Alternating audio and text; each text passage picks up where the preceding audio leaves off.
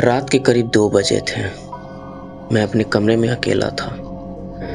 घर के बाकी लोग सो चुके थे। बारिश की वजह से बाहर पूरी गली शांत थी, इतनी शांत कि कभी कभी अपनी सांसों की आवाज भी सुनाई नहीं दे रही थी। मैं फोन चला रहा था, तभी ठक ठक ठक मेरे कमरे के दरवाजे पर किसी ने दस्तक दी। मैंने सोचा शायद माँ होगी। मैंने पूछा, कौन? कोई जवाब नहीं आया।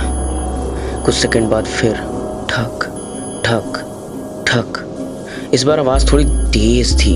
मैं बिस्तर से उठा और दरवाजे के पास गया,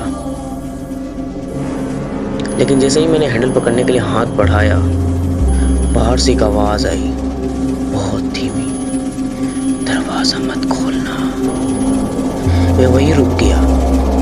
आवाज मेरी माँ की थी। मैंने वापस पूछा, माँ?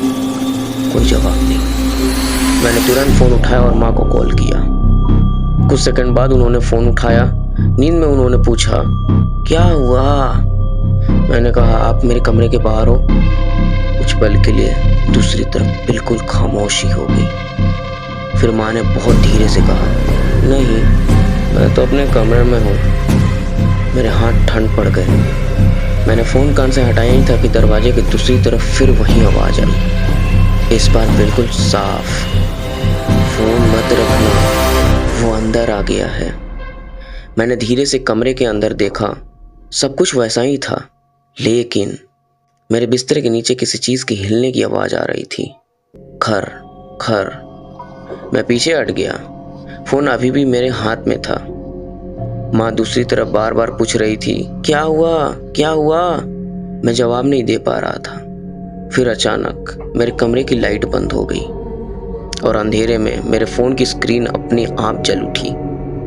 उस पर एक नया मैसेज था, अब दरवाजा खोल सकते हो।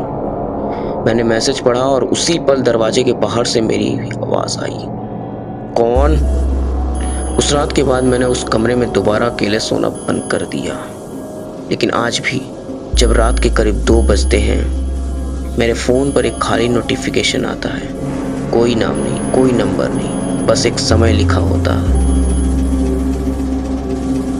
2 AM, और उसके ठीक नीचे मैं अभी भी बाहर हूँ। सो कैसी लगी आप लोगों को स्टोरी?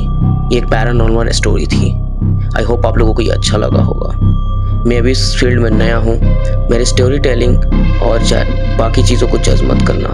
और हाँ, ये स्टोरी ChatGPT ने लिखी है, सो इसे रियल मत समझना। बाय।